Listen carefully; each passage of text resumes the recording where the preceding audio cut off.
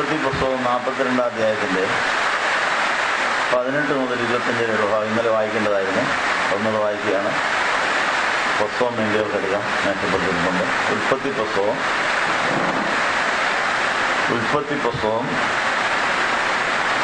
42 അധ്യായം വാക്യങ്ങൾ 18 മുതൽ 25 വരെ. പെന്തക്കോസ്ത് പെരുന്നാളിന് ശേഷം 3-ാം ഞായറാഴ്ച വിശുദ്ധ കുർബാനയ്ക്ക് മുമ്പ് വായിക്കേണ്ട പഴയ നിയമ വിഭാഗത്തിലെ ഒരു വേദഭാഗമാണിത്. പിതാക്കന്മാർക്ക് ഈ വേദഭാഗത്തിലൂടെ എന്ത് സന്ദേശം കിട്ടി? നമ്മളിത് വായിക്കുവാൻ അവരെ കൽപ്പിക്കുവാനെന്താ കാരണം? പെന്തക്കോസ്തുമായിട്ട് ഈ വേദഭാഗത്തിനുള്ള ബന്ധം എന്താണ്? പെന്തക്കോസ്തുക്ക് ശേഷമുള്ള നമ്മുടെ ജീവിതത്തിൽ ഈ വേദഭാഗത്തിൻ്റെ പ്രസക്തി എന്താണ്? ഈ ചോദ്യങ്ങൾക്ക് മറുപടി കണ്ടെത്താൻ വേണ്ടി പ്രാർത്ഥിച്ചുകൊണ്ട് നമുക്ക് ആ വേദഭാഗത്തിലേക്ക് പ്രവേശിക്കാം. ഉൽപ്പത്തി 42:18 മുതൽ. 3-ാം ദിവസം യോസേഫ് അവരോട് പറഞ്ഞത്, ഞാൻ ദൈവത്തെ ഭയപ്പെടുന്നു.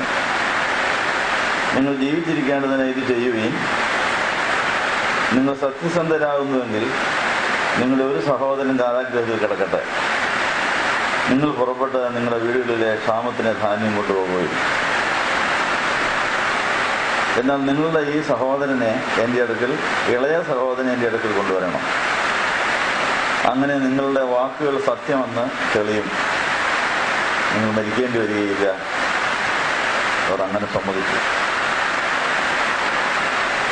അപ്പോൾ അവർ പരസ്പരം പറഞ്ഞത്, നമ്മുടെ സഹോദരന്റെ കാര്യത്തിൽ നാം തീർച്ചയായും കുറ്റക്കാരാകുന്നു. അവന്റെ പ്രാണസങ്കടം കണ്ടിട്ടും അവൻ നമ്മോട് കെഞ്ചിയിട്ടും നാം അവന്റെ അപേക്ഷ കേട്ടില്ലല്ലോ. അതുകൊണ്ടാകുന്നു ഈ കഷ്ടത നമുക്ക് വന്നിരിക്കുന്നു. അതിന് രൂപേ, ബാലനോട് ദോഷം ചെയ്യരുതെന്ന് ഞാൻ നിങ്ങളോട് പറഞ്ഞു, എന്നിട്ടും നിങ്ങൾ കേട്ടില്ല. ഇപ്പോഴിതാ അവന്റെ രക്തത്തിന് നാം കണക്ക് പറയേണ്ടി വന്നിരിക്കുന്നു എന്നവരോട് പറഞ്ഞു. യോസേഫ് അവരോട് സംസാരിച്ചത് ദ്വിഭാഷി മുഖാന്തരം ആയിരുന്നതുകൊണ്ട് അവർ പറഞ്ഞത് അവൻ മനസ്സിലാക്കിയെന്ന് അവർ അറിഞ്ഞില്ല. അവനവരെ വിട്ട് മാറിപ്പോയി, കരഞ്ഞു. പിന്നെ അവരുടെ അടുക്കൽ വന്ന് അവരോട് സംസാരിച്ചു. അവരുടെ കൂട്ടത്തിൽ നിന്ന് ശിമോനെ പിടിച്ച് അവർ കാണുക ബന്ധിച്ചു. അവരുടെ ചാക്കിൽ ധാന്യം നിറയ്ക്കുവാനും അവരുടെ പണം അവനവൻ്റെ ചാക്കിൽ തിരികെ വയ്ക്കുവാനും വഴിയാത്രയ്ക്ക് വേണ്ടുന്ന ആഹാരം അവർക്ക് കൊടുക്കുവാനും യോസേഫ് കൽപ്പിച്ചു. അങ്ങനെ തന്നെ അവർ ചെയ്തു കൊടുത്തു. ഈ സംഭവം യോസേഫിന്റെ മിസ്രൈമിലെ ഭക്ഷ്യമന്ത്രിയായിട്ടുള്ള കാലത്ത് തൻ്റെ സഹോദരങ്ങൾ ക്ഷാമം മൂത്തിട്ട് ധാന്യം കൊള്ളാൻ വന്നപ്പോൾ ഉണ്ടായൊരു സംഭവം പെന്തക്കോസ്തുക്ക് ശേഷമുള്ള 3-ാം വാരത്തിൽ പിതാക്കന്മാർ ധ്യാനിച്ച എന്ത് സന്ദേശമാണ് കണ്ടെത്തിയത്?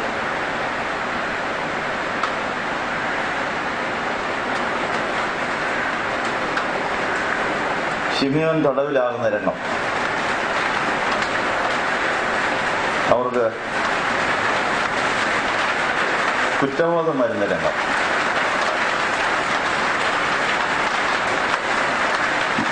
വീടിന്റെ ക്ഷാമത്തിന് വേണ്ടി ധാന്യം കൊള്ളുവാൻ വന്നിരിക്കുന്ന സഹോദരങ്ങൾക്ക് അപ്രതീക്ഷിതമായ കഷ്ടങ്ങളുടെ സങ്കടങ്ങളും പ്രതിബന്ധങ്ങളും വരുന്നു. അപ്പോൾ അവരുടെ മനസ്സാക്ഷി ഉണരുന്നു, കുറ്റബോധം വരുന്നു. 21-ാമത്തെ വാക്യത്തിൽ അപ്പോൾ അവർ പരസ്പരം പറഞ്ഞത്, നമ്മുടെ സഹോദരന്റെ കാര്യത്തിൽ നാം തീർച്ചയായും കുറ്റക്കാരാകുന്നു. അവന്റെ പ്രാണസങ്കടം കണ്ടിട്ടും അവൻ നമ്മോട് കെഞ്ചിയിട്ടും നാം അവന്റെ അപേക്ഷ കേട്ടില്ലല്ലോ. അതുകൊണ്ടാകുന്നു ഈ കഷ്ടത നമുക്ക് വന്നിരിക്കുന്നു എന്ന് പറഞ്ഞു. അതിനോട് രൂപൻ ചേരുകയാണ് ആ അഭിപ്രായത്തോട്. ബാലനോട് ദോഷം ചെയ്യരുതെന്ന് ഞാനും നിങ്ങളോട് പറഞ്ഞതാ, എന്നിട്ടും നിങ്ങൾ കേട്ടില്ല. ഇപ്പോഴിതാ അവന്റെ രക്തത്തിന് നാം കണക്ക് പറയേണ്ടി വന്നിരിക്കുന്നുവെന്ന് അവർ പറഞ്ഞു. ഇത് എത്ര നാൾ മുമ്പ് നടന്ന സംഭവമാണ്. യോസേഫ് 17-ാമത്തെ വയസ്സിലാണ് സഹോദരന്മാരെ കാണുവാൻ അപ്പൻ്റെ നിർദ്ദേശപ്രകാരം സ്നേഹാന്വേഷണത്തിന് പോയതാണ്. ഈ യോസഫ് ഒരു സ്വപ്നം കണ്ടുപോയി. അത് ഇവരോട് പറഞ്ഞും പോയി. അതവർക്ക് ഇഷ്ടപ്പെട്ടുമില്ല. ആ സ്വപ്നത്തിനകത്ത് ദൈവത്തിനൊരു പദ്ധതി ഉണ്ടായിരുന്നു. ആ കുടുംബത്തെക്കുറിച്ചും യോസേഫിനെ കുറിച്ചും ഇസ്രായേൽ രാജ്യത്തെക്കുറിച്ചും ഒക്കെ ദൈവം തമ്പുരാനുണ്ടായിരുന്നൊരു പദ്ധതി, പ്രവചന നല്ലവരെ ഉണ്ടായിരുന്ന ഗർഭത്തിലെ പ്രവാചകനായി വിളിക്കപ്പെട്ട് തെരഞ്ഞെടുക്കപ്പെട്ടിരുന്ന യോസേഫിന് ഒരു ദർശനമുണ്ടായി. ആ ദർശനം മാതാപിതാക്കളോടും സഹോദരങ്ങളോടും പറഞ്ഞപ്പോൾ അവർക്ക് ഇഷ്ടപ്പെട്ടില്ല. അവർ അതിനെ ദുർവ്യാഖ്യാനം ചെയ്തു. അവർക്ക് അതുകൊണ്ട് അസൂയുണ്ടായി. ആ ദർശനവും ആ കിട്ടിയിരിക്കുന്ന വെളിപ്പാടും ആ വീട്ടിൽ അസ്വസ്ഥതയാണ് ഉണ്ടാക്കിയത്. സഹോദരങ്ങൾക്ക് അസൂയയാണ് ഉണ്ടാക്കിയത്. അതുമാത്രമല്ല, ഈ യോസേഫിനോട് ഈ അപ്പനുണ്ടായിരുന്ന അമിതമായ വാത്സല്യവും ഇവർക്ക് അസൂയ ഉണ്ടാക്കിയിട്ടുണ്ട്. എല്ലാ മക്കളെക്കാൾ അത് യോസേഫിൻ്റെ ഒരു പ്രത്യേക താല്പര്യം. ആ താല്പര്യം കാണിക്കാൻ വേണ്ടി ഒരു പ്രത്യേക നല്ല വസ്ത്രം ഈ മോന് കൊടുക്കുന്നു. അതും ഈ സഹോദരങ്ങൾക്ക് അസൂയ. അപ്പൊ അസൂയ വരുത്താൻ ഇടയാക്കിയ രണ്ട് കാരണം. സ്വപ്നത്തിൽ കൂടെ ഇവരുടെ മേലാവാകും, ഇവരെ ഭരിക്കുന്നയാളാകും എന്നുള്ളൊരു സൂചന. ഇവരെക്കാൾ അധികം അപ്പൻ്റെ അമ്മയുടെയൊക്കെ സ്നേഹം പിടിച്ചു പറ്റിയ ഒരാളെന്ന നിലയിലുള്ള രണ്ട് തരത്തിൽ അസൂയ അവരുണ്ടായിരിക്കുന്നു.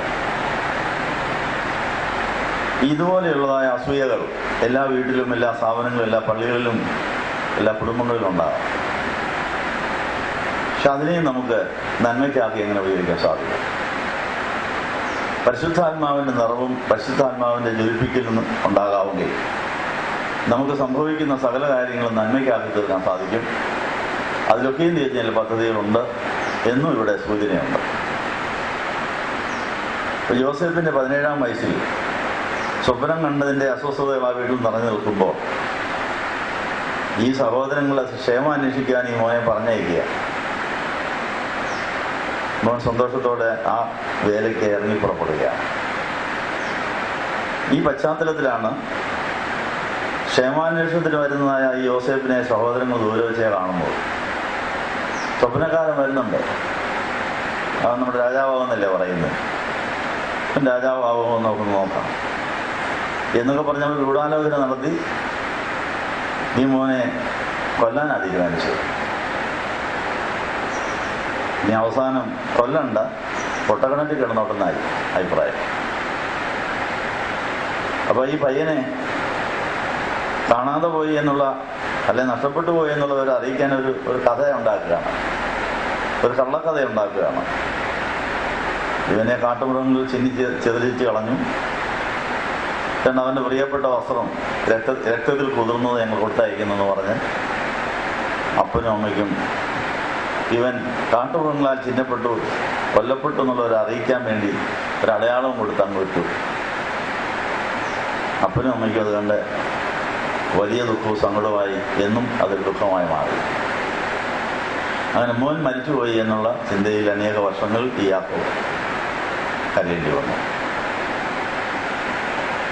അതെന്തിനാ ദൈവം അനുവദിച്ചത്? അതിനും ദൈവത്തിന് ഉദ്ദേശം ഉണ്ടായിരുന്നു. അപ്പൊ ദൈവത്തിന്റെ പദ്ധതികൾ നടപ്പിലാകുന്നതിൽ ശത്രുക്കൾക്കും അസൂയക്കാർക്കും ദുഃഖത്തിനും ഒക്കെ ഒരു പങ്കുണ്ട്. അതിലൊക്കെയും ദൈവത്തിന് പദ്ധതികളുണ്ടെന്നുള്ള കാര്യം കുറെ കൂടെ കഴിയുമ്പോൾ നമുക്ക് തിരിഞ്ഞു നോക്കുമ്പോൾ പഠിക്കാൻ സാധിക്കും. ഈ സഹോദരങ്ങൾക്ക് കുറ്റബോധം വരുവാൻ ക്ഷാമം ഉതകുന്നു. ക്ഷാമത്തിൽ ധാന്യം കൊള്ളുവാൻ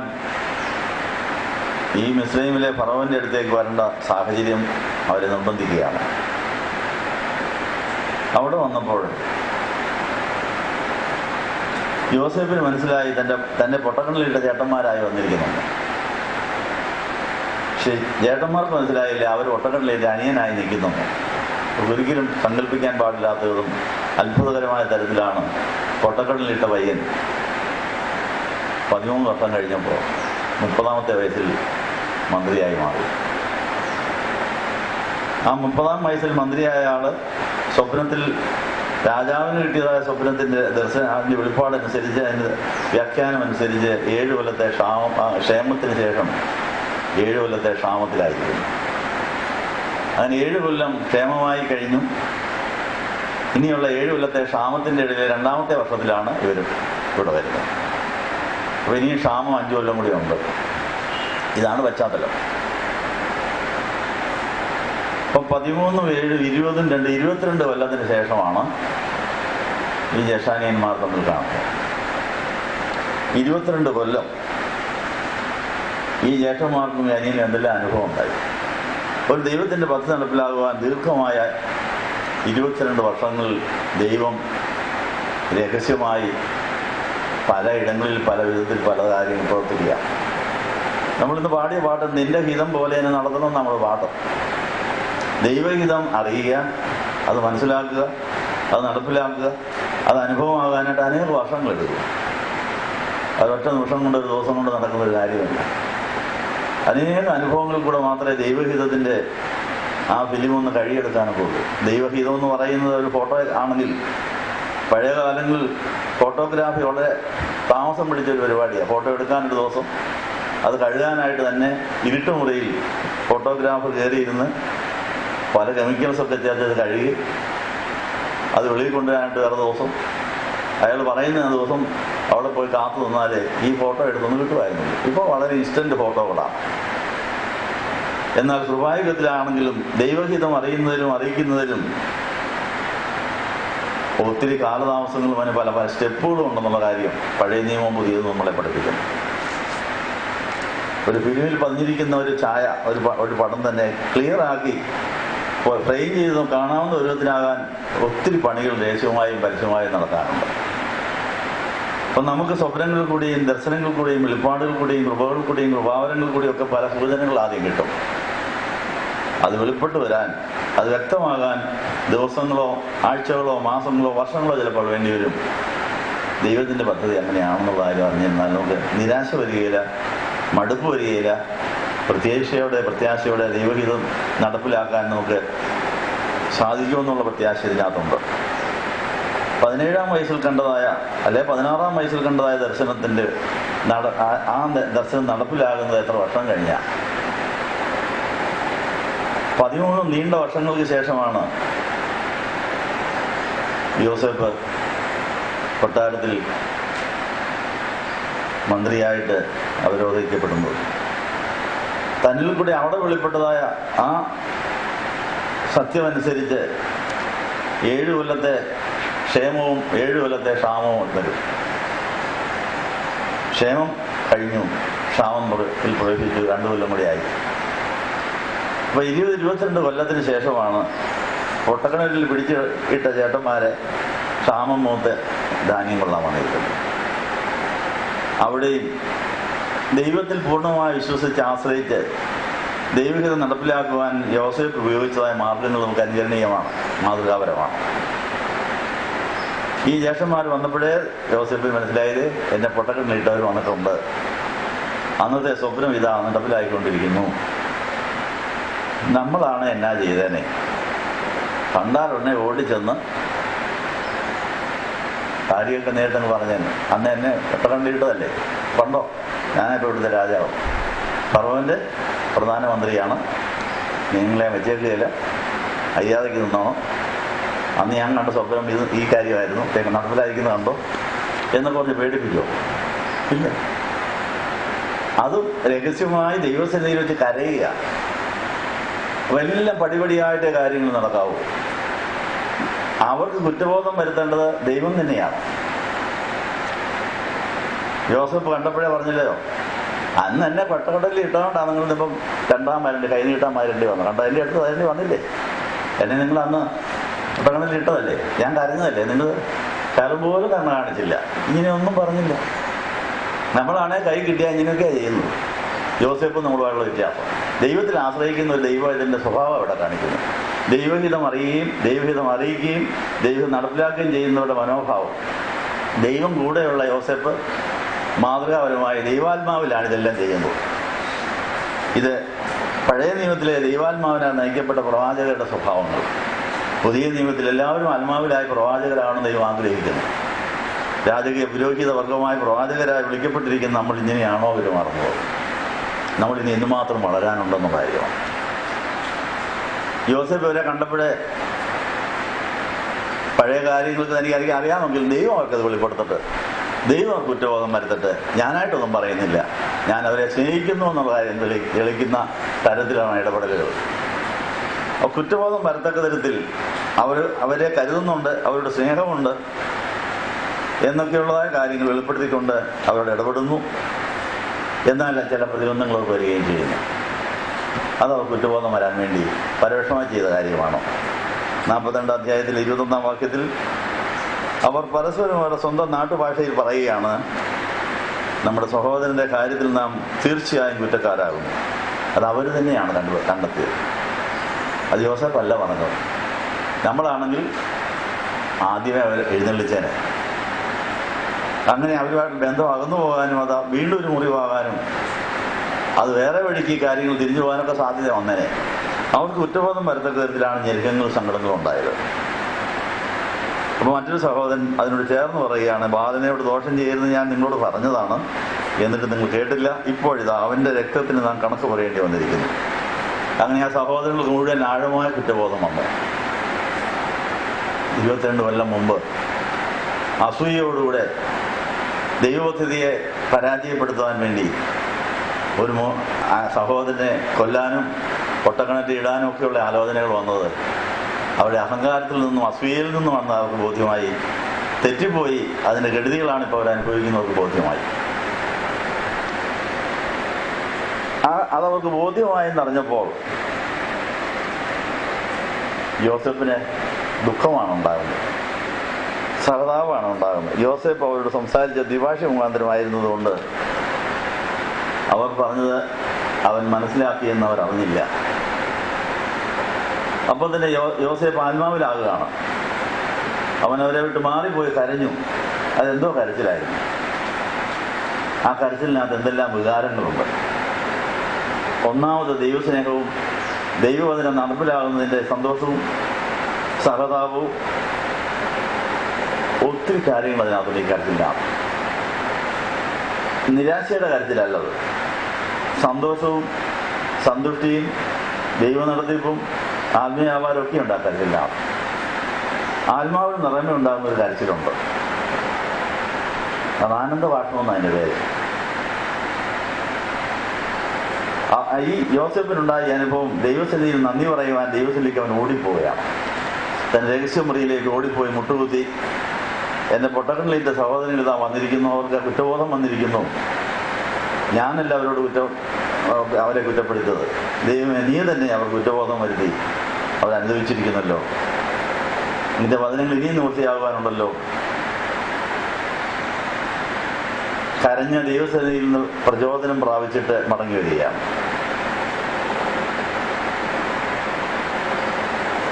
ദൈവം അവർക്ക് കൊടുക്കാൻ പോകുന്ന വലിയ അനുഗ്രഹത്തിന്റെ ഒരുക്കത്തിനായിട്ട് അവരെ അനുഗ്രഹം വാങ്ങാൻ പറ്റിയ പാത്രമാക്കാൻ വേണ്ടി അവരെ പിന്നെയും കരയിപ്പിക്കുകയാണ്. പ്രതിബന്ധങ്ങൾ ഓരോന്നോരോന്നായി വരുത്താൻ ദൈവമാണ് കൽപ്പിച്ചത്. അവർക്ക് കുറ്റബോധം ഇനിയും വരാനുണ്ട്, ഇനി അവർ ഒരുങ്ങാനുണ്ട്. ആ കുടുംബത്തിന് വലിയ അനുഗ്രഹങ്ങൾ വരാൻ പോവുകയാണ്. അവർക്ക് മുഴുവൻ അന്നദാതാവായി ഈ യോസേഫ് മാറാൻ പോവുകയാണ്. അതിനുമുമ്പ് അവരിനിയും ഒരുങ്ങാനുണ്ട്, അവരിനിയും മെരുക്കാനുണ്ട് എന്നുള്ള ബോധ്യത്തിൽ ഒരാളെ പിടിച്ച് അവർ കണ്ട് ബന്ധിക്കുകയാണ്. അവരുടെ ചാക്കിൽ ധാന്യം നിറയ്ക്കുമ്പോൾ അവരുടെ പണം അവൻ്റെ ചാക്കിൻ്റെ വായ്ക്ക് വയ്ക്കൽ വയ്ക്കുവാനും വഴിയാത്രയ്ക്ക് വേണ്ടുന്ന ആഹാരം കൂടെ കൊടുക്കുവാനും കൽപ്പിച്ചു. അങ്ങനെ തന്നെ അവർ ചെയ്തു. ഇങ്ങനെ നമ്മുടെ അനുദിന ജീവിതത്തിലുണ്ടാകുന്ന കഷ്ടങ്ങളും നഷ്ടങ്ങളും സങ്കടങ്ങളും പ്രതിബന്ധങ്ങളും ഇടക്കാല ആശ്വാസങ്ങളും ഇതെല്ലാം ദൈവത്തിൻ്റെ കരുതലാണെന്ന് മനസ്സിലായി നമ്മൾ ദൈവത്തെ നടപ്പിലാക്കാൻ ദൈവത്തോട് സഹകരിക്കുന്നുണ്ടോ? പരിശുദ്ധാത്മ നിറവുണ്ടാകാമെങ്കിൽ നിത്യസംഭവങ്ങളെ ദൈവസന്നിധിയിൽ കൊണ്ടുചെന്ന് പ്രാർത്ഥിച്ച് ദൈവഭക്തിയിൽ നടപ്പിലാക്കുന്ന ഉപകരണങ്ങളായി നമുക്ക് മാറി ക്ഷാമകാലത്ത് അനേകരെ ക്ഷേമമായി പോറ്റുന്ന അനുഗ്രഹത്തിൻ്റെ ഭണ്ഡാരമായി നമുക്ക് മാറാൻ സാധിക്കും. നിത്യം കുർബാനയുമായി വായ്പ കൊടുക്കുന്ന അവസ്ഥയിൽ എത്താൻ സാധിക്കും. 37 സങ്കീർത്തനോട് നിവൃത്തിയാകുന്നുണ്ട്. യഹോവയിൽ തന്നെ രസിച്ചാൽ നിത്യം കുർബാനയുമായി വായ്പ കൊടുക്കുന്ന നീതിമാനായി നമുക്ക് നീതിയുള്ളവരായി വളരാൻ സാധിക്കും. 37 സങ്കീർത്തനക്കാരൻ പറയും. യോസേഫ് മാറിപ്പോയി കരഞ്ഞത് യഹോവയിലുള്ള രസത്തിലാണ്, ആത്മാവിലാണ് കരഞ്ഞത്. ദൈവഭക്തിയിൽ നടപ്പിലാകുന്നത് കണ്ട് സന്തോഷിക്കുകയായിരുന്നു, ആനന്ദിക്കുകയായിരുന്നു, ബലപ്പെടുകയായിരുന്നു. അടുത്ത സ്റ്റെപ്പ് എന്താ വെക്കണമെന്ന് ചോദിക്കുകയുമായിരുന്നു. അപ്പോൾ ദൈവഹിതത്തിൻ്റെ ഒരറ്റം മാത്രമേ നമ്മൾ കാണുന്നുള്ളൂ, അതിൻ്റെ മറ്റേ അറ്റം നമ്മൾ കാണുന്നില്ല. അത് അനേക ചെറിയ സ്റ്റെപ്പുകളിൽ കൂടിയാണ് അവിടേക്ക് എത്തുന്നത്. ദൈവഭക്തി നടപ്പിലാകണമെങ്കിൽ അനേക വർഷങ്ങൾ അനേക പ്രാവശ്യം പ്രാർത്ഥിക്കേണ്ടി വരും. ഒരു കാര്യം അറിഞ്ഞതുകൊണ്ട് തീർന്നില്ല, അതിൻ്റെ വിശദീകരണങ്ങൾ പിന്നെയും കാണും. അങ്ങനെ എന്നും എപ്പോഴും എല്ലാ കാര്യങ്ങളും പ്രാർത്ഥനാ വിഷയമാക്കെങ്കിലേ ദൈവഹിതപ്രകാരം ഒരു കാര്യം പൂർത്തീകരിക്കാനൊക്കെ എന്നുള്ളൊരു പാഠത്തിനകത്തുണ്ട്. ഇതിനിടയിൽ ദൈവഹിതം നടപ്പിലാക്കുന്നതിനിടയിൽ ഞെരുക്കത്തിൻ്റെ അപ്പവും വെള്ളവും കുടിച്ച് വളരെ ഇടുങ്ങിയ പാതയിൽ കൂടെ പോകേണ്ടി വരും എന്നുള്ള കാര്യം യെശയ്യാവിൻ്റെ പുസ്തകത്തിൽ ഇതിനോട് ഇണചേർക്കേണ്ട ഒരു വാചകമുണ്ട്. യെശയ്യാവിൻ്റെ പുസ്തകം 30 അധ്യായത്തിൽ 19 എന്നുള്ളതായ ഭാഗത്ത് ദൈവത്തിൻ്റെ ഹിതം തിരിച്ചറിയാനുള്ള വെത്തപ്പാതിൽ എന്തെല്ലാം കാര്യങ്ങൾ നമ്മൾ അനുഭവിക്കേണ്ടി വരും, അത് ദൈവഹിതം അറിയാനുള്ള വഴികളാണെന്ന് നമ്മൾ തിരിച്ചറിഞ്ഞിട്ടുണ്ടോ? യെശയ്യാ 30:19 യെരുശലേമ്യരായ സിയോൻ നിവാസികളെ ഇനി കരയണ്ട, നിങ്ങളുടെ നിലവിളിയുടെ ശബ്ദത്തിൽ അവന് നിശ്ചയമായും കരുണ തോന്നും, അത് കേൾക്കുമ്പോൾ തന്നെ അവൻ നിനക്ക് ഉത്തരമല്ലോ. അപ്പം 22 കൊല്ലം മുമ്പ് സ്വപ്നത്തിൽ കൂടെ ദൈവഗീതം അറിയിച്ച ദൈവത്തിന് നന്ദി പറഞ്ഞുകൊണ്ട്, കർത്താവെ അതിതാ നിവൃത്തിയായിക്കൊണ്ടിരിക്കുന്നു, ഇനി ഞാൻ എന്താ ചെയ്യേണ്ടത്? അവരെ എൻ്റെ കൈ കിട്ടിയിട്ടുണ്ട്, ഞാൻ എങ്ങനെയാണ് അവരോട് സംസാരിക്കേണ്ടത്? എങ്ങനെയാണ് അവരെ ഞാൻ സ്നേഹിക്കുന്നു എന്ന് തെളിയിക്കേണ്ടത്? എങ്ങനെയാണ് അവർക്ക് കുറ്റബോധം പ്രയോജനകരമായ രീതി കൈകാര്യം ചെയ്യാൻ ഒരു പരിജ്ഞാനമുള്ള ഒരാൾക്ക് ഞാൻ എന്ത് ചെയ്യണം അറിയാൻ വേണ്ടിയാണ് ഇടയ്ക്ക് ഓടിപ്പോയി കരഞ്ഞ് പ്രാർത്ഥിക്കുന്നത്. നമ്മളെ കൊണ്ട് വരുമോ? ഒരു കാര്യം ചെയ്യുന്നതിന് മുമ്പ് പ്രാർത്ഥിക്കണം, ഇടയ്ക്ക് പോയി പ്രാർത്ഥിക്കണം, പിന്നെയും പ്രാർത്ഥിക്കണം. അതുകൊണ്ടാണ് എപ്പോഴും പ്രാർത്ഥിക്കണം, ഇടപെടാതെ പ്രാർത്ഥിക്കണം, എല്ലാത്തിനും പ്രാർത്ഥിക്കണം, എല്ലാത്തിനും നന്ദി പറയണമെന്ന് 1 തെസ്സലോനിക്കർ 5:16-17 വാക്യങ്ങൾ പറഞ്ഞിരിക്കും. ഇതെല്ലാം നമ്മൾ പൂർണ്ണമായി അനുസരിക്കാത്തത് കൊണ്ട് ദൈവത്തിൻ്റെ പല പദ്ധതികളും വികലമായി വികൃതമായി അസ്ഥാനത്ത് അപൂർണമായി കിടക്കുക. യോസഫ് നമുക്ക് കാണിച്ചിരിക്കുന്ന ഒരു നല്ലൊരു മാതൃക. ഇവിടെ ഇതാ യെശയ്യാ 30:19 നിങ്ങളുടെ നിലവിളിയുടെ ശബ്ദത്തിൽ അവൻ നിശ്ചയമായും അവന് കരുണ തോന്നും, അവൾ ഉത്തരവുള്ളതെന്നാണ് പറഞ്ഞത്.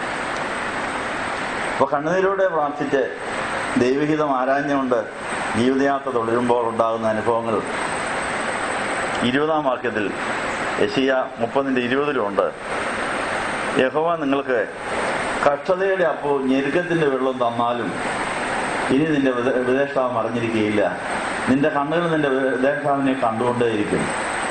21-ാം വാക്യത്തിൽ നിങ്ങൾ വലത്തോട്ടോ ഇടത്തോട്ടോ തിരിയുമ്പോൾ വഴി ഇതാകുന്നു, ഇതിലൂടെ നടന്നുകൊള്ളുക എന്നൊരു വാക്ക് പിന്നിൽ നിന്ന് കേൾക്കുകയും ചെയ്യും.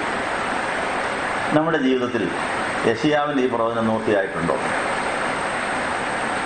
ഞെരുക്കത്തിൻ്റെ വെള്ളം കഷ്ടത്തിൻ്റെ അപ്പവും തിന്നുന്നതിൻ്റെ ഇടയിലും ദൈവത്തിൻ്റെ ഉപദേശം നമ്മൾ ആരാഞ്ഞിട്ടുണ്ടോ? നമ്മുടെ ഉപദേഷ്ടാവിനെ നമ്മൾ കണ്ടിട്ടുണ്ടോ? വലത്തോട്ടോ ഇടത്തോട്ട് തിരിയുമ്പോൾ വഴി ഇതാകുന്നു, ഇതിനെ നടന്നുകൊള്ളി എന്നുള്ള വാക്ക് പിറകിൽ നിന്ന് കേട്ടിട്ടുണ്ടോ? അപ്പോൾ ഉപദേഷ്ടാവിൻ്റെ മുമ്പിൽ കാണുന്ന ശബ്ദം പുറകിൽ കേൾക്കുക. ഇതൊക്കെ നമ്മുടെ അവകാശങ്ങളാണ്. പെന്തിക്കോസ്തിയുടെ അനുഭവം പൂർണ്ണമാകുമ്പോഴാണ് ഇതെല്ലാം ലഭിക്കുന്നത്. അപ്പോസ്തല പ്രവൃത്തികൾ നമ്മൾ വായിച്ചു നോക്കുമ്പോൾ ഇത് നിവൃത്തിയാകുന്നതായിട്ട് നമ്മൾ കാണുന്നു. 120 പേർ പെന്തിക്കോസ്തിയിൽ ആത്മാവിൽ നിറഞ്ഞ ശേഷം അവിടെ കൊച്ചു കാര്യങ്ങളിൽ പോലും ദൈവാത്മാവ് നല്ല ഉപദേശകനായി വഴിനടത്തുന്നതായിട്ട് നമ്മൾ കാണുന്നു. ആയിരക്കണക്കിന് പേര് സഭയിൽ ചേരുവാൻ അത് മുഖാന്തരമാകുന്നു. അത്ഭുതങ്ങൾ നടക്കുന്നു, അതിൽ അനേകർക്ക് അസൂയയുണ്ടാകുന്നു, അത് അവരെ തടവിലാക്കുന്നു, തടസ്സപ്പെടുത്തുന്നു. കഷ്ടതയുടെ അപ്പവും വെള്ളമൊക്കെ കുടിച്ചുകൊണ്ട് അവരെ ദൈവഹിതപ്രകാരം ജീവിക്കുന്നു. ജയിലിൽ പോയപ്പോഴും അവിടെ കിടന്ന് പാട്ട് പാടുന്നു. ആ ശബ്ദം കേട്ട് ജയിലിൽ അധികാരി മാനസാന്തരപ്പെടുന്നു, ആ വീടുകളൊക്കെ ആനന്ദിക്കുന്നു. ഇങ്ങനെ ദുഃഖങ്ങളും ആനന്ദങ്ങളും സന്തോഷങ്ങളും നടത്തിപ്പുകളും ഒക്കെ ആയിട്ട് ഇതിനെ അവരങ്ങ് നീങ്ങുകയാണ്. അപ്പോൾ എല്ലാ കാര്യവും പ്രാർത്ഥനാ വിഷയമാക്കാൻ പഠിച്ച് എല്ലാം ദൈവസ്ഥിതിയിൽ ചെന്ന് സമർപ്പിച്ച് ദൈവഭക്തികൾ പടിപടിയായിട്ട് നടപ്പിലാക്കണമെന്നാണ് ഈ പറഞ്ഞതിൻ്റെ അർത്ഥം. One step enough for me എന്ന് ഒരു പരിശുദ്ധൻ പ്രാർത്ഥിച്ചത് കേട്ടിട്ടുണ്ട്. ദൈവത്തോട് നമ്മൾ ദൈവഹിതം ചോദിച്ചാൽ ഒരു സ്റ്റെപ്പ് വെക്കാനുള്ള ലൈറ്റേ തരുള്ളൂ, അത് കഴിഞ്ഞ് പിന്നെയും ചോദിക്കണമെന്നാണ്. അതുകൊണ്ട് ശ്വാസം വലിക്കുന്ന പോലെ ചങ്കിടിക്കുന്ന പോലെ ഇടപെടാതെ പ്രാർത്ഥിച്ചുകൊണ്ട് നടന്ന് എങ്കിലേ ഉദ്ദേശിക്കുന്നത് എല്ലാവർക്കുള്ളൂ. കാരണം ഇത് പിശാച് ഭരിക്കുന്ന ലോകമാണ്. ദൈവപദ്ധതികളുടെ ഒരു ചാർട്ട് ഇങ്ങോട്ട് എഴുതി ഇങ്ങോട്ട് തന്ന് നീ ഇന്ന വഴിയെ ഇതിലേവിടെയൊക്കെ പോകൂ എന്ന് പറഞ്ഞിട്ട് എന്നാൽ പിശാചും കൂടെ ഭരിക്കുന്ന ലോകമാണ്. പിശാച് അവിടെയെല്ലാം തടസ്സം ഉണ്ടാക്കാൻ സാധ്യതയുണ്ട്. അതുകൊണ്ടാണ് ഓരോ സ്റ്റെപ്പേ കർത്താവ് നമുക്ക് നടത്തിപ്പ് നൽകുകയുള്ളൂ.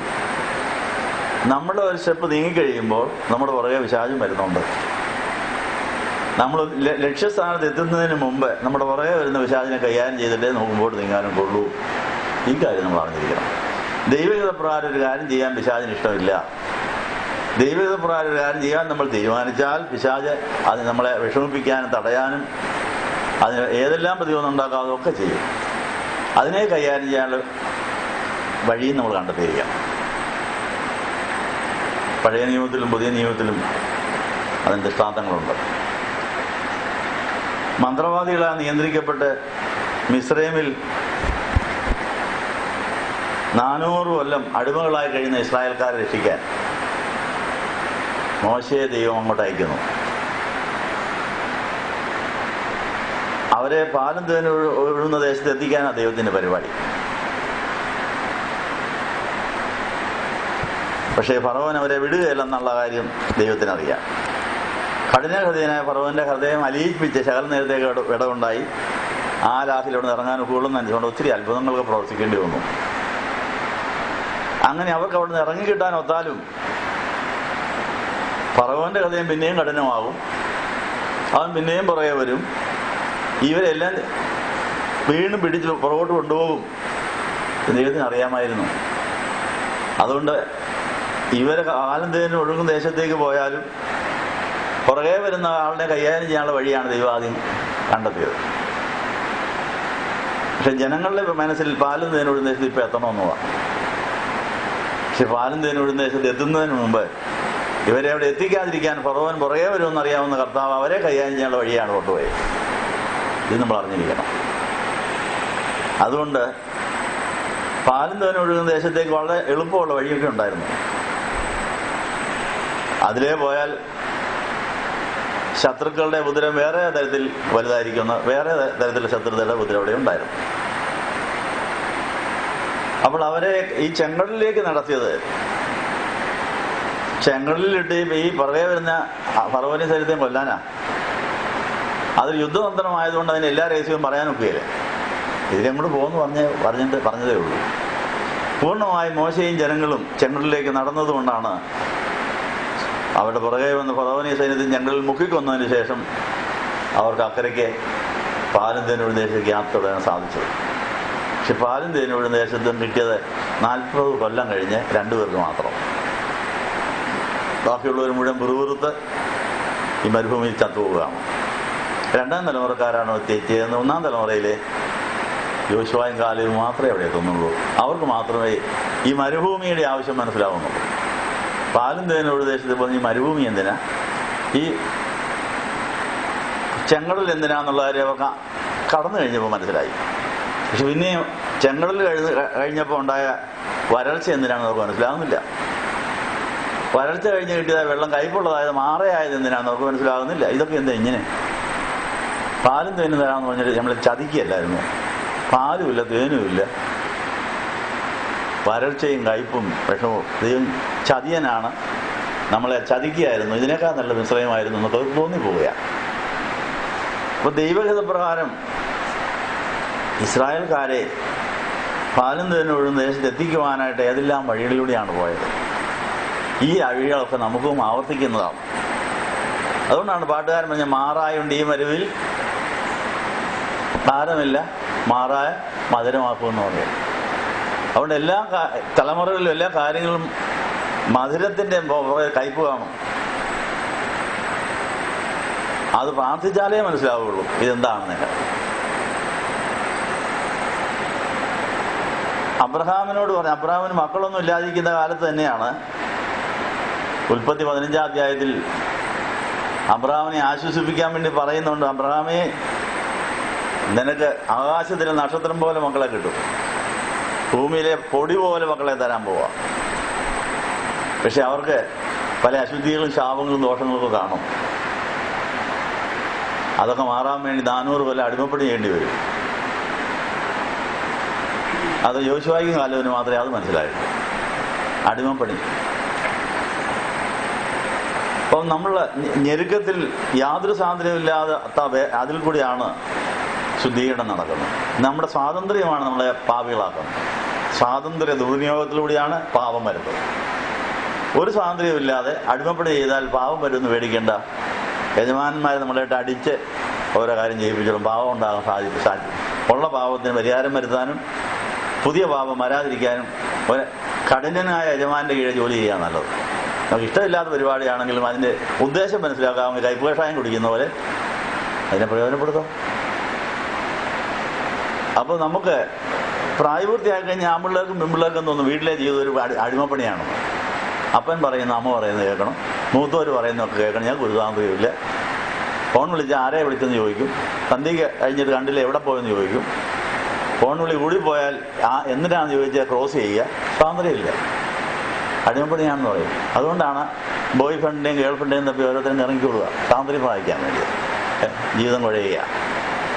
അപ്പം നമുക്ക് നമ്മുടെ സ്വാതന്ത്ര്യ വിനിയോഗം കൊണ്ട് വന്നിരിക്കുന്ന പാപങ്ങൾ മാറാൻ ഒരു സ്വാതന്ത്ര്യമില്ലാത്ത അടിമപ്പണി നല്ലതാണ്. അതിനാൽ നന്ദി പറയുമോ? വീട്ടിലെ അടിമത്തം പേടിച്ചാണ് ഓരോരുത്തർ ദൂരദേശത്ത് ജോലി ചെയ്യാൻ പോകുന്നത്. അതിനേക്കാൾ അടിമത്തം അവിടെ. നല്ല ശമ്പളമൊക്കെ ഉണ്ട്, പക്ഷേ മാനേജർമാർ വെച്ചേക്ക് പോകും. അവർ ഞെക്കിപ്പിഴിഞ്ഞെടുക്കും. അവർ ടാർജറ്റ് കൊടുക്കുന്നു, ഇത്ര മണിക്കൂറിനകം ഇത്ര ദിവസം ഇന്ന പണി ചെയ്തിരിക്കണം, അല്ലെങ്കിൽ ശമ്പളമില്ല പോകണം. പേടിപ്പിച്ച് പാതിരാത്രി വരെ കഷ്ടപ്പെട്ടാലേ അടുത്ത ദിവസത്തേക്ക് പണിക്ക് ചെല്ലാനൊക്കെ പോകും. അപ്പോൾ ഗൾഫിൽ പോയിരിക്കുന്ന പലരും ഇവിടെ എന്നോട് പറയാറുണ്ട്, അടിമപ്പണിയാണ്, വീടിനേക്കാൾ അടിമത്വമാണ്. ഒരു സ്വാതന്ത്ര്യമില്ല, ഒരു കരുണയില്ലാത്ത അന്യജാതിക്കാർ, അറബികൾ, പാകിസ്ഥാൻകാർ ഞങ്ങൾ ഞെരുക്കുക. ഒരു സ്വാതന്ത്ര്യമില്ല. ലക്ഷക്കണക്കിന് രൂപ കിട്ടിയാൽ തന്നെ നല്ലൊരു തുക വീടിന് പോകും, നല്ലൊരു തുക ആഹാരത്തിന് പോകും, ശകലം മിച്ചം കിട്ടും. ഈ അടിമപ്പണി കൊണ്ട് ഇവിടെ എന്തിനാണ് കിടക്കുന്നത് എന്ന് വിചാരിക്കുന്ന അനേക ഗൾഫുകാരുണ്ട് ഇപ്പോൾ. പക്ഷേ എങ്കിൽ ആ അടിമപ്പണി ശുദ്ധീകരണം നല്ലതാണെന്നറിയാവുന്ന സന്തോഷത്തോടെ ആ പണി ചെയ്തിട്ട് അവിടുത്തെ മാനേജരാകുകയും ചെയ്യാം. ഒരു പ്യൂണായിട്ട് കയറിയിട്ട് മാനേജരാകുന്നവരും ഉണ്ട്, മാനേജരായിട്ട് കയറിയിട്ട് ജോലി നഷ്ടപ്പെട്ട് വരുന്നവരും ഉണ്ട്. മനോഭാവത്തിൻ്റെ വ്യത്യാസം. അപ്പോൾ നമ്മുടെ എല്ലാവരുടെയും ജീവിതത്തിൽ സ്വാതന്ത്ര്യ വിനിയോഗത്തിൻ്റെ ശാപം കിടപ്പുണ്ട്. ആദാമിൻ്റെ അവയുടെയും കാലം മുതൽ ഏതൊട്ട് നടുക്ക് നിൽക്കുന്ന പക്ഷത്തിന് അവരെ തിന്നരുതെന്ന് പറഞ്ഞത് തിന്നേ അടങ്ങുമെന്ന് പറഞ്ഞ അമ്മയുടെ വല്യമ്മച്ചിയുടെ സ്വഭാവം നമ്മുടെ എല്ലാവരുടെ ഉള്ളിലുണ്ട്. ആ സ്വാതന്ത്ര്യ വിനിയോഗത്തിൻ്റെ ശാപം തീരാൻ വേണ്ടിയാണ് ആ സ്വഭാവം ഉണ്ടായിരുന്ന അബ്രഹാമിൻ്റെ മക്കൾ ശുദ്ധീകരിക്കപ്പെടാൻ വേണ്ടി 400 കൊല്ലം കഠിനഹൃദയനായ ഫറവോന്റെ കീഴിൽ അടിമപ്പണി ചെയ്യേണ്ടി വരുമെന്നുള്ള കാര്യം പറഞ്ഞത് അബ്രഹാം മക്കളെ പഠിപ്പിച്ചതാണ്. ആർക്കും മനസ്സിലായത്? അബ്രഹാമിൻ്റെ അത് ഉൽപ്പത്തി പുസ്തകം 15-ാം അധ്യായത്തിലെ ആ സന്ദേശം ശരിക്കും മനസ്സിലായത് യോശുവായ്ക്കും കാലേവിന് മാത്രമാണ്. അവർ സന്തോഷത്തോടെ ഈ 40 കൊല്ലത്തെ 400 കൊല്ലത്തെ അടിമപ്പണിക്ക് ശേഷം 40 കൊല്ലത്തെ മരുഭൂമിവാസവും ശരിക്കും പ്രയോജനപ്പെടുത്തി അവർ പാലം തേഞ്ഞ് ഒഴുകുന്ന ദേശം കൈവശമാക്കി അവരുടെ മക്കളും കൊച്ചുമക്കളും അത് ആനന്ദമായി ആസ്വദിച്ചു. അപ്പം നമ്മുടെ വീട്ടിൽ ഇതുപോലത്തെ ശാപം കയറി വന്നിട്ടുണ്ട്. സ്വാതന്ത്ര്യ വിനിയോഗത്തിലൂടെ കയറി വന്നിരിക്കുന്ന ശാപങ്ങൾ, അശുദ്ധികൾ, ദോഷങ്ങൾ അത് മാറാൻ കഠിനാധ്വാനവും ഉറക്കളപ്പും ബദ്ധപ്പാടുകളും ഒക്കെ നല്ലതാണ്. ഉപവാസവും പ്രാർത്ഥനയും കുമ്പിടിയിലും കണ്ണുനീരും ഇതെല്ലാം ഈ ലാക്കോടെ ചെയ്യാമെങ്കിൽ അടുത്ത തലമുറയിലേക്ക് അനുഗ്രഹം കടത്തിവിടാൻ സാധിക്കും എന്നുള്ളതാണ് ഇതിനകത്ത് ഏറ്റവും വലിയ പാഠം. ഇപ്പോൾ പഴയ നിയമത്തിൽ അടിമത്തത്തെ ശരിക്കും പ്രയോജനപ്പെടുത്തിയത് ആദ്യമായി പ്രയോജനപ്പെടുത്തിയത് യോസേപ്പാണ്. യോസേപ്പ് പൊട്ടക്കിണറിനെ ശരിക്കും പ്രയോജനപ്പെടുത്തി. ചേട്ടന്മാരുടെ ഒരു വിരോധം തോന്നിയില്ല, ഇതെനിക്ക് നല്ലതാണ്. 6 കഷ്ടത്തിൽ നിന്ന് അവനെ വിടുവിക്ക് 7-ാമത്തെ തിന്മ തൊടുകാത്ത അവസ്ഥയിൽ എത്തുമെന്ന് പറഞ്ഞ യോബിന്റെ പുസ്തകത്തിലെ വചനം ദൈവാത്മാവ് യോസഫിനോട് പൊട്ടക്കിണറ്റിൽ കിടന്നപ്പോൾ പറഞ്ഞു, നീ പേടിക്കേണ്ട മോനെ, നിന്റെ പൂർവികയുടെ ഒത്തിരി ശാപമുണ്ട്. അവ്വായുടെ കാലം തൊട്ടുള്ള അശുദ്ധികൾ നിന്റെ രക്തത്തിലുണ്ട്. അത് പോകാൻ ഈ പൊട്ടക്കിണറ്റിൽ കിടന്നുള്ള പ്രാർത്ഥന കൊള്ളാം. 6 തരം കഷ്ടങ്ങളിൽ കൂടെ ഈവിൾ പ്രൂഫ് വാക്സിനേഷൻ അങ്ങ് നടത്തി കിട്ടി. തിന്മ തൊടാത്ത അവസ്ഥയിൽ എത്തിയതുകൊണ്ടാണ് പോത്തിഫെയറിന്റെ അടുക്കളയിൽ ചെന്നപ്പോൾ വ്യഭിചാരം ചെയ്യാനുള്ള പരീക്ഷ വന്നപ്പോൾ അവിടുന്ന് ഓടിപ്പോയത്. 7-ാം കൽപ്പന ലംഘിക്കാനുള്ള പരീക്ഷ വന്നപ്പോൾ അവനതേ വിട്ട് എൻ്റെ ദൈവം എന്നെ കാണുന്നു, ദൈവം തരാതെ എനിക്ക് വേണ്ടാന്ന് പറഞ്ഞ് ഓടിയത് കൊണ്ടാണ് യോസേഫിന് മന്ത്രിയാകാൻ സാധിച്ചത്. അല്ലെങ്കിൽ അവിടെ അടിഞ്ഞു പോയേനെ, വേറെ ആരും അയാളെ അറിയുകയില്ലായിരുന്നു. എത്രയോ പേര് എവിടെയെല്ലാം അടിഞ്ഞിരിക്കുന്നു, ആരെങ്കിലും അറിയുന്നുണ്ടോ? അപ്പോൾ യോസേഫ് പൊട്ടക്കിണറ്റിലേക്ക് വീണ് ഈവിൾ പ്രൂഫ് വാക്സിനേഷൻ നടന്നതുകൊണ്ടാണ് 7-ാം കൽപ്പന ലംഘിക്കാൻ പരീക്ഷ വന്നപ്പോൾ അവൻ ഓടിപ്പോയത്. നമ്മുടെ എത്രയോ മക്കളും കൊച്ചുമക്കളും 7-ാം കൽപ്പന ലംഘിക്കാനുള്ള സൗകര്യം കിട്ടിയിട്ട് നമ്മളറിയാതെ കൽപ്പന ലംഘിച്ച് നടക്കുന്നു. ഗൾഫിലും അമേരിക്കയിലും ഒക്കെ എത്ര സൗകര്യമാണെന്നറിയാമോ? ആരും അറിയില്ല. അങ്ങനെ കഴിഞ്ഞ കാല ജീവിതത്തിൽ കഴിഞ്ഞ തലമുറകളിൽ ദൈവകൽപ്പന ലംഘിക്കാൻ നമ്മുടെ സ്വാതന്ത്ര്യ വിനിയോഗം നടത്തിയതിന് ശാപവും അശുദ്ധിയും മാറാത്ത തലമുറയായി ഇന്നും. കഴിഞ്ഞ തലമുറയിൽ നിന്ന് നിൽക്കുകയാണ് ആ ശാപം. അത് അടുത്ത തലമുറയിലേക്ക് പോകാതിരിക്കാൻ ആ കല്യാണം നീട്ടിക്കൊണ്ട് പോകുന്നു. കല്യാണം നീട്ടിയാലും കല്യാണം നടന്നാലും പിള്ളേരുണ്ടാകാതിരിക്കാൻ കർത്താവ് തന്നെ ഗർഭമടയ്ക്കുന്നത് അശുദ്ധി മാറിയിട്ട് ഒരു നല്ല തലമുറ ഉണ്ടാകട്ടെ എന്ന് വിചാരിച്ചു. ഇതിനെല്ലാം അർത്ഥം മനസ്സിലാകണമെന്ന് പ്രാർത്ഥിച്ചു നോക്കണം. അപ്പോൾ ദൈവഹിതം എന്ന് പറയുന്നതിനകത്ത് ഒത്തിരി ഘട്ടങ്ങളുണ്ട്, ഒത്തിരി കാര്യങ്ങളുണ്ട്, ഒത്തിരി കാലം കൊണ്ട് ഇതിൻ്റെ എല്ലാ വശവും തെളിഞ്ഞു കിട്ടുള്ളൂ. അതുകൊണ്ട് ഒരിക്കലും മടുക്കാതെ പ്രാർത്ഥിക്കണം. മടുക്കരുതെന്ന് പറയുന്നതിന് കാര്യം അതാണ്. പ്രാർത്ഥന നിർത്തി മടുപ്പിച്ചിട്ട് പുതിയ പ്രശ്നങ്ങൾ ഉണ്ടാക്കാൻ പിശാച് മടുക്കനുമാണ്. ഇപ്പോൾ പഴയ നിയമത്തിലെ യോസേഫിൻ്റെ അടിമപ്പണിയും അബ്രഹാമിൻ്റെ മക്കളുടെ 6 ലക്ഷം പേരുടെ അടിമപ്പണിയും പ്രയോജനപ്പെടുത്തിയതിൽ വളരെ ചുരുക്കം. യോസേഫിന് മാത്രം അത് പ്രയോജനപ്പെട്ടു, യോശുവായ്ക്കും കാലേബിന് മാത്രം പ്രയോജനപ്പെട്ടു. ബാക്കിയുള്ളവരെ കുറുകുറുത്ത് മരുഭൂമിയിൽ പട്ടുപോയി. പുതിയ നിയമത്തിലെ ദൈവഹിതം ആദ്യമായി കൃപായുഗത്തിൽ അറിഞ്ഞ കന്യമറിയ ഗബ്രിയേൽ മാലാഖയുടെ കന്യഗർഭിണിയായി മകനെ പ്രസവിക്കുന്ന പദ്ധതി അങ്ങോട്ട് അവതരിപ്പിച്ചപ്പോൾ കന്യമറിയാൻ ഭയങ്കര സന്തോഷം. ഇതാ ഞാൻ കർത്താവിൻ്റെ ദാസി, നിന്റെ വാക്കുപോലെ എനിക്ക് ഭവിക്കട്ടെ എന്ന് പറഞ്ഞപ്പോൾ വചനം മാംസം ധരിക്കാൻ തുടങ്ങി. ചെവിയിലൂടെ ഹൃദയത്തിലേറിയതായ വചനം അത് ഉദരത്തിലേക്ക് പോയൊരു കുഞ്ഞായി മാറാൻ തുടങ്ങി. പിശാചിന് തലയറിക്കാനുള്ള ആളാണ് ഈ വളർന്നു വരുന്നത്. പിശാച് വെച്ചേക്ക് പോകും. അതുകൊണ്ട് പിശാചിനെ അറിയിക്കാതെയാണ് ദൈവം ഈ പദ്ധതി നടപ്പിലാക്കുന്നത്. പക്ഷെങ്കിൽ ആ വിവരം യോസേഫിന് പോലും മറച്ചു വെച്ചു. എന്നാൽ ഈ കാര്യം ബേത്ലഹേമിൽ യേശു ജനിച്ചു കഴിഞ്ഞപ്പോഴേക്കും വിദ്വാൻമാർ വരുന്നു, ആട്ടിടയന്മാർ വരുന്നു, മാലാഖ സ്വർഗത്തിൽ നിന്നതൊക്കെ പറഞ്ഞു. അത് ഹേരോദാവിൻ്റെ ചെവിയിലെത്തിയപ്പോൾ ഹേരോദാവിന് അത് അസൂയാണ് ഉണ്ടായത്. ഇവൻ എൻ്റെ സിംഹാസനം നിർമ്മിക്കുന്നയാളാകുമോ, അവനിപ്പം തന്നെ തടണമെന്നായി. അപ്പൊ ദൈവഹിതപ്രകാരം മാതാവ് മനുഷ്യാവതാരം ചെയ്യുവാൻ ദൈവത്തിന് തന്നെ വിട്ടുകൊടുത്തപ്പോൾ ദൈവഹിതപ്രകാരമാണ് അത് ചെയ്ത് താൻ കർത്താവിൻ്റെ ഇഷ്ടം പോലെ എനിക്ക് ഭവിക്കട്ടെ എന്ന് പറഞ്ഞെങ്കിലും എന്തെല്ലാം പ്രശ്നമുണ്ടായി. വിവാഹ നിശ്ചയം ചെയ്തിരുന്ന യോസേഫിന് സംശയരോഗം, 3 മാസം അങ്ങനെ ഒത്തിരി കണ്ണുനീർ കുടിക്കേണ്ടി വന്നു. യോസേഫിന്റെ സംശയരോഗം മാറിക്കഴിഞ്ഞ് അവർ രണ്ടുപേരും കൂടി കുഞ്ഞിനെ വളർത്തിയപ്പോൾ നാട്ടുകാർക്ക് ഈ വെളിപ്പാടൊന്നുമില്ല. ഏതാണ്ട് ജാരസന്തതിയും കൊണ്ട് നടക്കുന്ന നാണം കെട്ടവൻ കല്യാണത്തിനും കല്യാണ ഉറപ്പിനിടയിലുണ്ടെ കൊച്ചിനെ ചുമന്നുകൊണ്ട് ഇയാൾ നടക്കുക എന്ന് പറഞ്ഞ് അയൽക്കാർ മുഴുവൻ കളിയാക്കി. ആ കളിയാക്കിനിടയിൽ യേശു കുഞ്ഞ് വളർന്നു. ഇങ്ങനെ 30 കൊല്ലം ഒത്തിരി ശാസനങ്ങളുടെയും ഒത്തിരി അപവാദങ്ങളുടെയും ഇടയിലാണ് യേശു വളർന്നു വന്നത്. അതുകൊണ്ടാണ് യേശു പരസ്യവിധിയാൽ ഞാൻ തന്നെയാ സത്യം എന്ന് പറയേണ്ടി വന്നത്. ഇവൻ കള്ളക്കൊച്ചാണ്, ഇവൻ ജാരസന്തതിയാണെന്ന് പറഞ്ഞ നാട്ടിലാണ് ഞാൻ തന്നെയാ സത്യം എന്ന് തറപ്പിച്ച് പറയേണ്ടി വന്നു. ഇങ്ങനെ ബോഷ്കുകളുടെയും ആരോപണങ്ങളുടെയും മധ്യത്തിൽ സത്യമായി തന്നെ തെളിയിക്കാൻ നിരന്തരമായ പ്രാർത്ഥനയും ജാഗരണവും വെളിപ്പാടും ആവശ്യമാണെന്ന് പറഞ്ഞതിൻ്റെ അർത്ഥം. അപ്പൊ ഇത്രയും നേരം പറഞ്ഞതിന് ചുരുക്കം, പെന്തിക്കോസ്തി പെരുന്നാൾ കഴിഞ്ഞപ്പോൾ 170 പേർക്ക് മാത്രമാണ് ആത്മനിറവ് ഉണ്ടായത്. ബാക്കിയുള്ളവരൊക്കെ ഇവരെ കൊല്ലാനും തല്ലാനുമാണ് നോക്കുന്നത്. അത് പിന്നെയും പ്രാർത്ഥിക്കുക. അത് ആയിരക്കണക്കിന് പേര് ചേർന്ന് കഴിഞ്ഞപ്പോൾ ഉണ്ടായ അത്ഭുതങ്ങൾ പിന്നെയും പ്രശ്നങ്ങളാണ് ഉണ്ടാക്കിയത്. അത് പിന്നെയും പ്രാർത്ഥന വിഷയമാക്കി. അങ്ങനെ വലിയ പ്രശ്നങ്ങളുടെയും പോരാട്ടങ്ങളുടെയും പീഡനങ്ങളുടെയും മധ്യത്തിലാണ് സഭ വളർന്നു വന്നത്. രക്തസാക്ഷികളായ അനേകം കൊല്ലപ്പെട്ടു. അവരുടെ രക്തത്തിലാണ് സഭ വളർന്നു വന്നത്. ഈ അനുഭവം പെന്തിക്കോസ്തി 100% നമ്മുടേതും അങ്ങനെയതായിരിക്കും. അതിൻ്റെ ഇടയിൽ നമുക്ക് അനേകരെ യേശുവിനോട് ചേർക്കാൻ സാധിക്കും. അതിന് പറ്റിയൊരു ബന്ധതയാണ് നമുക്കുണ്ടാകുന്നത്. ഒരു പെണ്ണിനെ കെട്ടിച്ചു വിട്ടാൽ ആ ബന്ധത ഇറങ്ങുന്ന വീട് ആത്മനിറവുള്ളവരല്ലെങ്കിൽ പ്രശ്നമായിരിക്കും. ഒരു മോഹം കെട്ടുന്ന ബന്ധുക്ക വീടും പ്രാർത്ഥിക്കുന്നവർ ദൈവഹിതം അറിയുന്നവരുമായിരിക്കണം. എന്ത് കാര്യവും പ്രാർത്ഥിച്ച ദൈവഹിതപ്രകാരം ചെയ്യാൻ പഠിച്ചാൽ മതി. എല്ലാം നന്മയ്ക്കാക്കി നമുക്ക് അനേകരെ നേടാൻ സാധിക്കും. എല്ലാ കാര്യവും പ്രാർത്ഥനാ വിഷയമാക്കി ആത്മാവിൽ സന്തോഷിച്ചുകൊണ്ട് വേല ചെയ്യാൻ സാധിക്കും എന്നുള്ള കാര്യവും ഈ ഇന്നത്തെ വേദഭാഗത്തിൽ നമ്മൾ പഠിച്ചിരിക്കുന്നു. യോസഫിൻ്റെ കാര്യവും യോശുവയുടെയും കാലേബിൻ്റെയും കാര്യം, മറിയാമിൻ്റെ കാര്യം, അപ്പോസ്തലന്മാരുടെ കാര്യമെല്ലാം നമ്മൾ കേട്ടു. പെന്തക്കോസ്തിക്ക് ശേഷമുള്ള 3-ാം വാരം കഴിഞ്ഞു, 4-ാം വാരത്തിലേക്ക് നമ്മൾ കയറാൻ പോവുകയാണ്. നമ്മുടെ സ്ഥിതി എന്താണ്? അപ്പോൾ പ്രാർത്ഥിച്ച് ദൈവഹിത പ്രകാരം എടുക്കേണ്ട തീരുമാനങ്ങൾ എടുക്കുവാൻ റോമാലേഖനം 12 നമ്മുടെ ശരീരത്തെ ജീവൻ വിശുദ്ധിയും ദൈവത്തിന് പ്രസാദമുള്ള യാഗമായി സമർപ്പിച്ചാൽ നന്മയും പൂർണ്ണതയും പ്രസാദമുള്ള ദൈവഹിതം തിരിച്ചറിയാൻ സാധിക്കുമെന്നാണ് റോമാലേഖനത്തിൽ അപ്പോസ്തലനായ പൗലോസ് പറയുന്നത്. 32-ാം സങ്കീർത്തനത്തിൽ സങ്കീർത്തനക്കാരൻ പറയുന്ന ലംഘനം ക്ഷമിച്ചും പാവം മറിച്ചും കിട്ടിയാൽ നമ്മുടെ പ്രാണൻ മുഴുവൻ വീണ്ടെടുക്കപ്പെട്ട് ദൈവത്തിൽ പറയുകയാണെങ്കിൽ ദൈവത്തിന്റെ ആലോചന നമുക്ക് പിടിച്ചെടുക്കാൻ സാധിക്കും. ഞാൻ നിന്നുമേ ദൃഷ്ടി വെച്ചതിന് ആലോചന പറഞ്ഞു തരും എന്ന് പറയുന്ന 32-ാം സങ്കീർത്തനത്തിലെ 8-ാം വാക്യം നമ്മുടെ അനുഭവമായി തീരും. ഈ രണ്ട് കാര്യങ്ങളും നമ്മൾ പൂർണ്ണമായി ചെയ്തു കഴിയുമ്പോൾ 1 യോഹന്നാൻ 2-ാം അധ്യായത്തിൽ 27-ാം വാക്യം അനുഭവമാകും. അഭിഷേകം ജ്വലിക്കും. അഭിഷേകം ജ്വലിപ്പിച്ചിട്ട് യെശയ്യാ 30-ൽ പറഞ്ഞിരിക്കുന്ന വചനപ്രകാരം വഴി ഇതാകുന്നതിലേ പോകുമെന്ന് പറഞ്ഞ് വ്യക്തമായ ശബ്ദം കേൾക്കാൻ സാധിക്കും. പറ്റിയ ഉപദേശകരെ നമ്മൾ മുമ്പിൽ കൊണ്ടുതരുമെന്ന് പറയും. ഇതൊക്കെ നമ്മുടെ അവകാശമാണ്. ഇങ്ങനെയാണ് 1-ാം നൂറ്റാണ്ടിലെ സഭ വളർന്നത്.